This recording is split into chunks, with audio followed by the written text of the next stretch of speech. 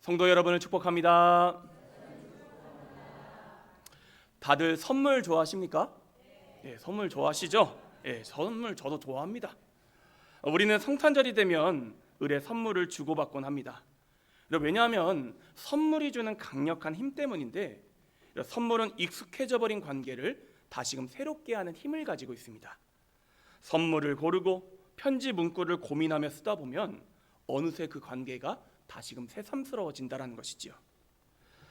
저도 제 어린 시절을 돌이켜보면 초등학교 3학년 성탄절 날입니다. 부모님께 받았던 선물이 지금 이 나이가 되도록 기억이 납니다. 무려 레고 종합 세트, 이런 레이싱카 경기장 세트였습니다. 이 선물이 어찌나 인상 깊게 남았던지 가격표까지 기억이 납니다. 51,000원이었습니다. 예. 지금도 51,000원이면 적지 않은 금액인데, 제 생각엔 현재 물가 기준으로 최소 40만 원은 넘는 금액이지 않을까 싶습니다. 그때 저는 이 선물을 받고 나서 놀라운 변화를 체험하게 되었습니다. 먼저는 부모님이 이전과는 전혀 새로운 존재로 다가오는 거예요. 저 또한 갑자기 불효자에서 효자로 거듭나는 기적이 일어났습니다. 안 하던 청소를 하고 불효자는 옵니다, 막 이걸 찍는 거예요. 물론 일주일짜리였습니다. 그렇게 그의 성탄절은 저에게 잊히지 않는 참 기쁜 날이 되었습니다. 그런데 마찬가지입니다. 하나님 아버지께서도 죄로 인해 단절된 우리 사람과의 관계를 회복하시기 위해 놀라운 선물을 보내오셨다는 것이죠. 그분이 누구시겠습니까? 예수 그리스도이십니다. 그리고 성경이라는 편지를 정성스럽게 함께 써서 보내오셨는데, 그 내용 일부를 살짝 엿보면 이렇게 기록이 되어 있습니다. 하나님이 세상을 이처럼 사랑하사 독생자 예수님을 주셨으니 이는 그를 믿는 자마다 멸망하지 않고 영생을 얻게 하려 하심이라. 우리가 아직 죄인 되었을 때에 예수님께서 우리를 위하여 죽으심으로 하나님께서 우리에 대한 자기의 사랑을 확증하셨느니라. 내가 확신하노니 사망이나 생명이나 높음이나 깊음이나 다른 어떤 피조물이라도 우리를 우리 주 그리스도 예수 안에 있는 하나님의 사랑에서 끊을 수 없으리라. 고백하십니까? 보통 우리가 선물을 할 때 내 전부를 내어주지는 않습니다. 부담 없는 적당한 선에서 타협을 하게 되어 있습니다. 저도 이번에 아들들 선물을 샀는데, 이건 우리끼리 비밀입니다만 적당한 선에서 제가 타협을 했습니다. 개당 얼마일까요? 15,000원. 3만 원에 해결을 했습니다. 하지만 하나님 아버지께서는요, 다르셨다는 것입니다. 말 그대로 당신께서 내어주실 수 있는 가장 좋은 것, 아니 당신의 전부를 우리에게 내어주셨다는 것이지요. 바로 하나뿐인 독생자 예수님을 우리를 죄와 죽음으로부터 구원하시기 위해 십자가에 바치셨다는 것이죠. 아니 이게 말이 되는 일일까요, 여러분? 여러분께서는 누군가를 위해 여러분의 자녀나 손주를 내어줄 수 있겠습니까? 저도 만약 제 사랑하는 아들들을 내어줘야 한다, 솔직하게 못할 것 같습니다. 그런데 하나님께서는 그렇게 하셨다는 것이지요. 그것도 죄인된 우리를 위해서 말입니다. 그러니 이 선물이 주는 효력은요, 우리 사람이 주고받는 선물에 그것과 같을 수가 없습니다. 놀라운 은혜와 사랑이 담겨 있으며 우리를 하나님의 자녀로 변화시키고 심지어 죄와 죽음을 이기고 천국 소망을 누리게 하신다는 것입니다. 따라서 이 선물을 받은 우리가 해야 할 일은 너무나도 분명하지요. 이 선물을 기뻐하고 마음에 새기고 누릴 수 있어야 한다는 것입니다. 함께 따라 배우겠습니다. 예수님이라는 선물을 누릴 수 있어야 합니다. 어떻게 하신다고요? 누리셔야 합니다. 선물은요, 받으면 누려야 합니다. 그래야 준 사람의 마음을 기쁘게 해드릴 수 있습니다. 예전에 한 친구에게 들었던 이야기입니다. 보통 대학원을 졸업하면 뭘 쓰죠? 논문이라는 걸 씁니다. 이렇게 쓴 논문은 양장본 두꺼운 하드커버로 책으로 제작을 하게 됩니다. 그리고 평소에 고마웠던 사람들에게 마음을 담아 이 논문을 전달하는 그러한 전통이 있습니다.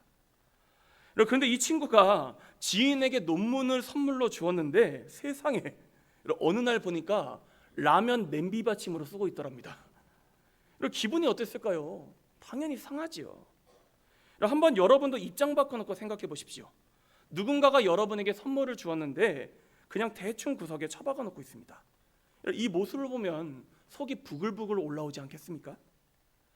그러니 우리는요, 하나님께서 주신 최고의 선물 예수님을 누릴 수 있어야 합니다. 그분을 기뻐해야 하고 믿음으로 고백해야 하며, 그래서 영생과 천국을 이룰 수 있어야 한다는 것이죠. 그리고 또 한 가지 중요한 게 있습니다. 그 예수님을 우리가 닮아가야 한다는 것이죠. 이번에 아내와 저는 아들들에게 15,000원짜리 선물 사준 게 조금 미안해서 성탄 카드를 또 정성스럽게 썼습니다. 그 편지에는 예수님 생신을 축하하는 내용도 담겨 있고, 또 자녀들이 앞으로 믿음의 사람으로 어떻게 자라갔으면 하는 바람도 함께 담아서 기록을 했습니다. 이처럼 우리가 누군가를 진심으로 사랑하면요, 그 사람이 어떻게 되었으면 좋겠다는 소망을 전하기 마련입니다. 마찬가지입니다. 하나님께서도 우리를 사랑하시기 때문에 우리가 닮아갔으면 하는 본보기를 알려주셨는데, 그분이 누구시라고요? 예수 그리스도시라는 것입니다. 그러니 예수님은요, 선물인 동시에 우리의 롤 모델이 되시는 분이라는 것이죠. 그래서 오늘 우리가 읽은 빌립보서 2장 5절에서는 이렇게 말씀하십니다. 함께 따라 고백해 볼까요? 너희 안에 이 마음을 품으라. 곧 그리스도 예수의 마음이니. 누구의 마음을 품으셔야 된다고요? 그리스도 예수의 마음. 그리고 6절 이하에서 그 마음이 어떤 마음인지 우리에게 소개하고 계시는데, 말씀은 이렇게 증거합니다. 그는 근본 하나님의 본체시나 하나님과 동등됨을 취할 것으로 여기지 아니하시고 오히려 자기를 비어 종의 형체를 가지사 사람들과 같이 되셨고, 사람의 모양으로 나타나사 자기를 낮추시고 죽기까지 복종하셨으니 곧 십자가에서 죽으심이라. 아시다시피 저는 군종 목사로 군복무를 하며 군인교회를 담임했던 적이 있었습니다. 한 3년 정도 제가 사역을 했었습니다. 그런데 군교회에 가보면 재미있는 모습 한 가지를 볼 수 있습니다. 아주 높은 계급의 장교 성도님들도 같이 교회에 오시지 않겠습니까? 제가 교회에서 만났던 제일 높은 분이 투스타였습니다. 투스타. 전 단기 복무였기 때문에 3스타는 교회에서 만나보지는 못했었어요. 여하튼 간에 이렇게 높은 계급의 장교 성도님께서 오셔서 예배 안내위원을 서시고 식당 봉사를 하며 병사들을 섬기시는 게 아니겠습니까? 왜냐하면 부대에서는 상급자이지만 교회면 무엇입니까? 주님 안에서 한 형제 자매이기 때문입니다. 그러다 보니 병사들이나 초급 장교들이 예배에 왔다가 놀라게 되고 또 은혜를 받는 모습들을 종종 보게 되었습니다. 한번 생각해 보십시오. 부대 최고 사령관이 자신을 위해 설거지를 하고 청소를 하고 있는다라고 생각을 해보십시오. 꽤나 큰 울림으로 다가오지 않겠습니까? 이처럼 우리는 높은 위치에 있는 사람이 스스로를 잘 낮추어 이렇게 섬기는 모습에 감동을 받곤 합니다. 그런데 예수님께서는요, 더욱더 놀라운 일을 행하셨다는 것이죠. 사실 삼위일체시기 때문에 예수님께서는 하나님과 동등하신 분이십니다. 그래서 오늘 말씀도 예수님이 누구라고 말씀하시죠? 그는 근본 하나님의 본체시다. 이 말씀이 같은 위치다, 동등하다라는 뜻입니다. 하지만 예수님은 그 높은 자리를 버리시고 자기를 낮추셨는데 바로 우리와 같은 사람이 되셨다는 것입니다. 이를 비유하자면 투스타 장군이 병사들을 섬기기 위해 가장 낮은 계급인 이등병이 되었다. 아니, 개미들을 이해하기 위해서 사람이 개미가 되었다. 이런 비유들로도 다 표현할 수 없는 어마어마한 겸손의 모습이라는 것입니다.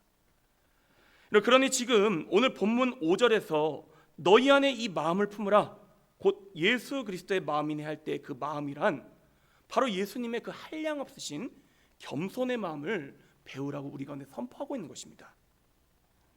그렇다면 이 시간 우리가 함께 생각해 볼 수 있기를 원합니다. 겸손이란 무엇이기에 주님께서는 우리가 그토록 이 겸손의 마음을 품기를 원하시는 것일까요?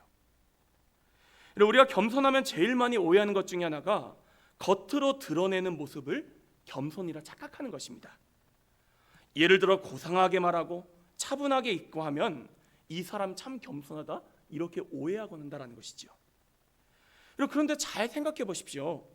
겉으로는 겸손한 척해도 실상 그 내면은 충분히 교만할 수도 있습니다.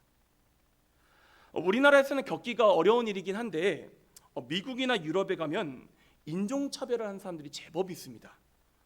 저도 과거에 여행을 갔다가 몇 번 경험해 본 적이 있었는데 이게 좀 편견을 안 가지고 싶어도 제가 미국에서 경험했던 인종차별 중에서 대다수는 다 흑인들이 하더라고요.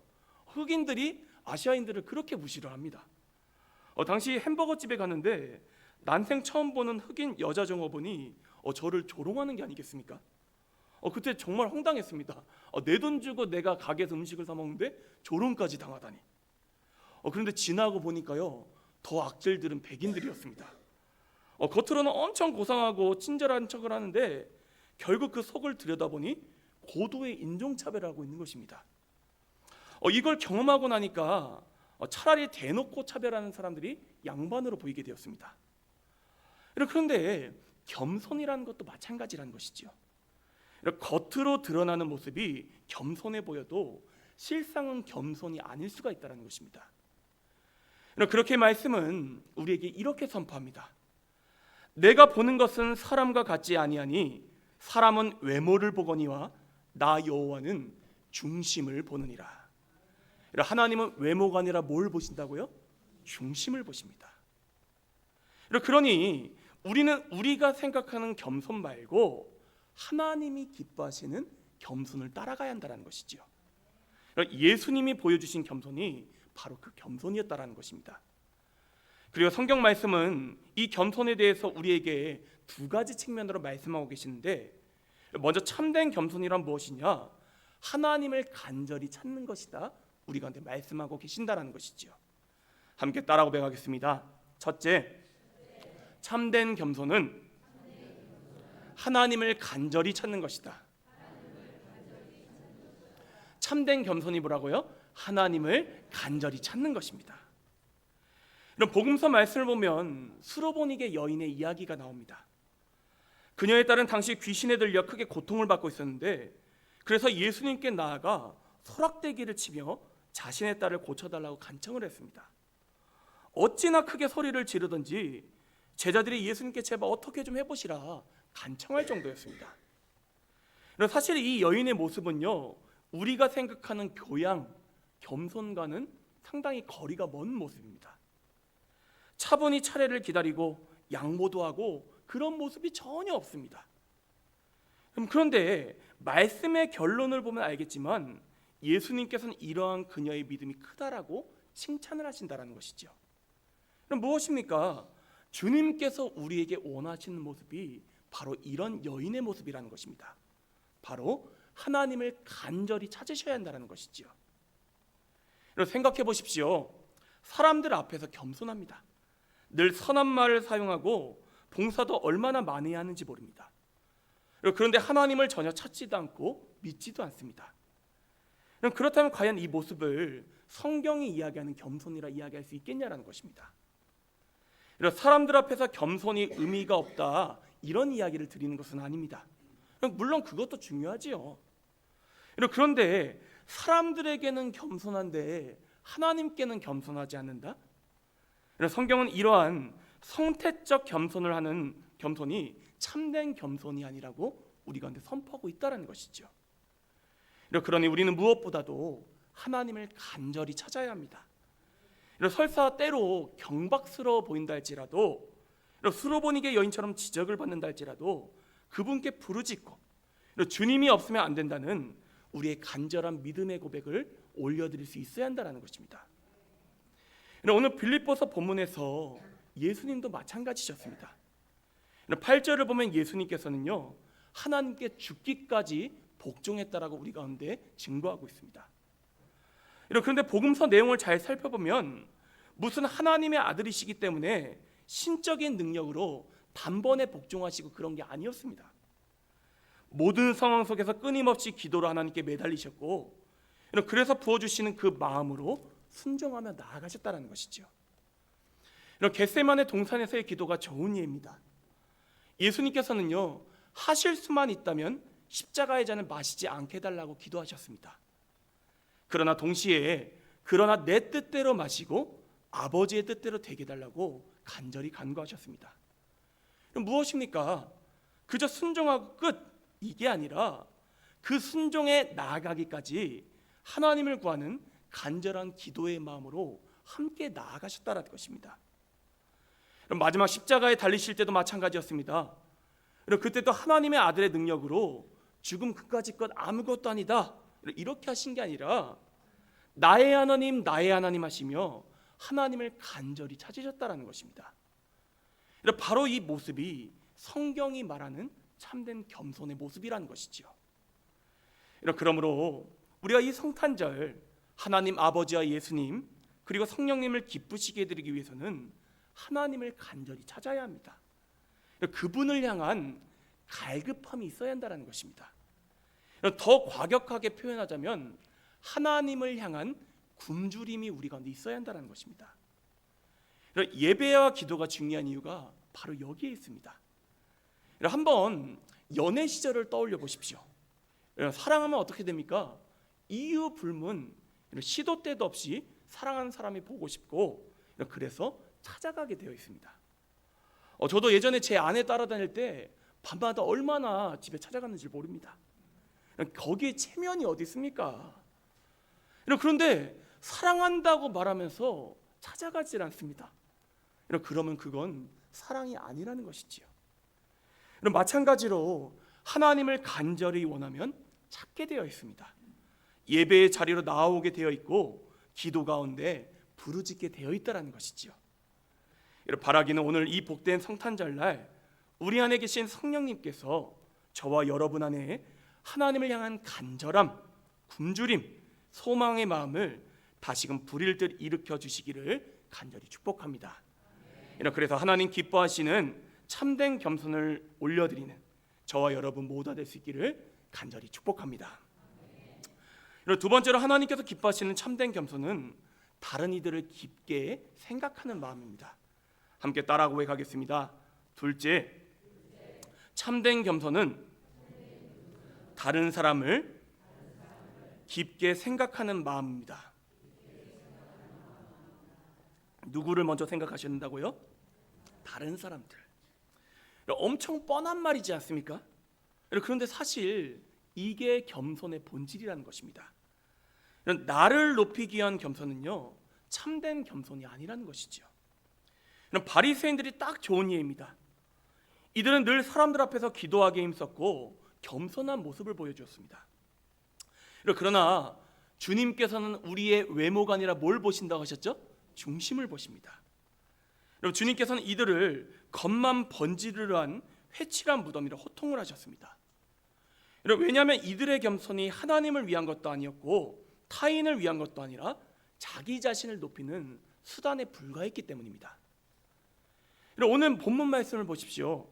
예수님께서 참된 겸손을 먼저 보이시자 하나님께서는 예수님을 지극히 높여 모든 무릎을 예수의 이름 앞에 무릎 꿇게 하셨습니다.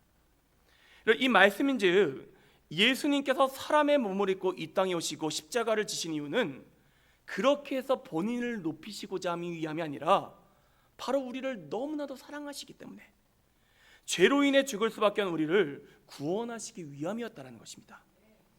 더 쉽게 이야기해서 사랑이 먼저이지 그 다음에 따라온 영광이 먼저가 아니었다는 것입니다. 부모는 자식을 사랑하지요? 맞지요? 아무리 악한 사람이라 할지라도 자기 자식은 다 사랑을 하게 되어 있습니다. 그런데 부모 중 좋은 부모, 1등 부모로 인정받기 위해 자식을 사랑하는 사람이 있겠습니까? 물론 아예 없다고 할 수는 없겠지만 일반적으로 부모는요 자식에게 무언가를 바라서 자식을 사랑하는 게 아니라는 것입니다. 그저 내 새끼니까 내 자식이니까 사랑하며 나아간다는 것이죠. 마찬가지입니다. 우리가 예수님의 마음을 본받기 위해서는 내가 얻을 이익보다 사랑이 앞설 수 있어야 한다는 것입니다. 최근에 저는 인상 깊은 영상 하나를 접한 적이 있습니다. 어떤 교수님의 강의 내용이었는데 그 교수님께서는 이런 말씀을 하시더라고요. 오늘날의 세대가 분명 과거 세대보다 훨씬 더 풍요로움에도 불구하고 우울증에 걸리고 힘들어하는 경향이 있는 이유는 자기 중심적으로 살아가는 경향이 강하기 때문이다. 이런 말씀을 하시더라고요. 솔직히 6, 70년대를 살아내신 기성세대들 지금하고 비교하면 얼마나 못 먹고 처절히도 힘든 시간들을 보내셨습니까? 저는 사실 경험해보지 못했습니다. 근데 어른들 말씀을 들어보면 비교할 수 없을 정도로 힘드셨다고 하더라고요. 그런데 참 희한하게도요, 과거에는 지금보다 우울증도 적었고 자살하는 비율도 훨씬 더 적었습니다. 이런 이유가 무엇일까요? 그 해답은 간단합니다. 교수님 하시는 말씀이 어떻게 해서든 내 가족들 먹여 살리려고, 내가 이렇게 했으면 내 새끼들 굶으니 어떻게든 악착같이 살아내셨다라는 것이지요. 하지만 오늘날의 이 세대는 나를 위해 살아갑니다. 일단 내가 행복해야 하고 내가 만족해야 합니다. 물론 이런 모습이 무조건 잘못됐다고 이야기할 수는 없습니다. 그런데 문제는 무엇이냐면 사랑의 방향성이 나만을 향하게 되면 이상하게도 부작용이 발생한다는 것입니다. 나를 위해서 살아가면 더 행복해지고 만족스러워져야 되는데 오히려 마음에 병이 들고 더 갈증만 심해진다는 것입니다. 하지만 내가 아니라 다른 사람을 향해 사랑의 마음을 쏟기 시작하면 참 신기하게도 이런 부작용들이 사라진다는 거예요. 살아갈 맛이 나게 하고 힘을 얻게 하고 우리 마음 가운데 기쁨과 평안이 넘치게 된다는 것입니다. 이런 이유는 간단합니다. 하나님의 본질이 무엇입니까? 사랑이시기 때문에. 그리고 그렇기에 이 세상이 사랑의 원리대로 돌아가도록 하나님께서 창조하셨기 때문입니다. 그러니 우리는 예수님께서 보여주신 이 겸손을 따라가야 합니다. 예수님처럼 나보다 남을 귀하게 여기고 무엇보다 예수님께서 그러하셨던 것처럼 서로를 향한 긍휼의 마음이 있어야 한다는 것입니다. 우리가 흔히 사용하는 말 가운데 인심이란 말이 있지 않습니까? 사람의 마음이라면 이뤄야 된다는 뜻입니다. 제가 여러분 앞에서 아무리 겸손한 척을 한다 할지라도 어디 시장에서 저를 우연찮게 보셨는데 주차 문제 때문에 또 물건값 깎으려고 제가 설악대기를 치고 있는 모습을 보셨다 생각해 보십시오. 그러면 성도님들 아마 시험 드실 것입니다. 그러니 진짜 겸손은요, 늘 사랑을 전제하게 되어 있고 용서와 배려 그리고 긍휼의 마음이 함께 갈 수 있어야 한다는 것입니다. 그렇습니다. 서로 사랑해야 합니다. 용서해야 합니다. 긍휼히 여겨야 합니다. 저는 우리 성도님들께서 이 긍휼이라는 단어를 갖다가 마음속 깊이 묵상해 보셨으면 좋겠습니다. 긍휼은 무엇이냐면요, 그럴 만한 대우를 받을 자격이 없는 사람임에도 불구하고 그 사람을 불쌍히 여기는 마음이 바로 긍휼의 마음입니다. 예수님께서 우리를 어떻게 하셨죠? 긍휼히 여기셨습니다. 오늘날 이 시대를 보면요, 긍휼의 마음이 없습니다. 서로가 서로에게 너무나도 엄격합니다.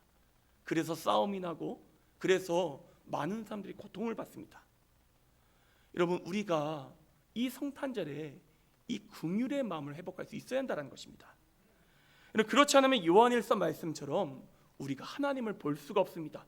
그분과의 관계가 단절됩니다. 그러니 우리는 쉽지 않더라도 서로 이악 물고 사랑하며 살아갈 수 있어야 한다는 것입니다. 우리 한번 옆에 있는 분들에게 이렇게 고백해 보겠습니다. 이를 악 무시고 사랑합니다.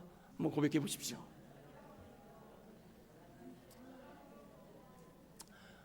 여러분, 솔직히 사랑하는 거 쉽습니까? 긍휼히 여기는 건 어렵습니다. 그래도 이악 물고 사랑하셔야 합니다. 그래야만 우리가 하나님을 볼 수 있기 때문입니다. 이 사랑 가운데 참된 행복이 담겨 있기 때문입니다. 그러니 성령님의 도우심을 구하시고 성령님 제 마음 가운데 은혜와 사랑의 마음을 부어주십시오. 그래서 우리 교회 공동체 가운데 문내면을 살아가면서 우리가 늘 용서하고 긍휼히 여기고 사랑하는 주님의 자녀들 될 수 있도록 겸손한 우리로 인도하여 주시옵소서. 이렇게 간절히 간구하며 나아가는 저와 여러분 모두가 될 수 있기를 간절히 축복합니다. 이제 말씀을 정리하겠습니다. 전통적으로 대림절 그리고 성탄절에 우리 그리스도인들은 예수님의 다시 오심, 이걸 두 글자로 뭐라고 하죠? 재림이라고 합니다. 이 재림을 기억하고 또 간절히 사모했습니다. 사실 아기 예수님의 탄생도 중요하지만 더 중요한 믿음의 대상은 재림에 대한 고백이라는 것이지요.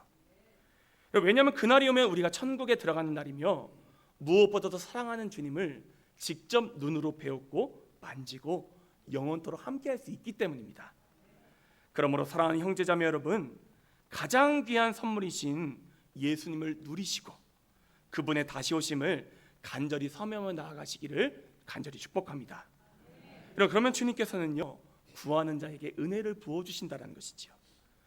그리고 예수님처럼 다른 사람을 먼저 깊게 생각하시고 긍휼히 여기며 사랑하며 나아가는 우리 모두가 될 수 있기를 간절히 축복합니다. 함께 기도하도록 하겠습니다.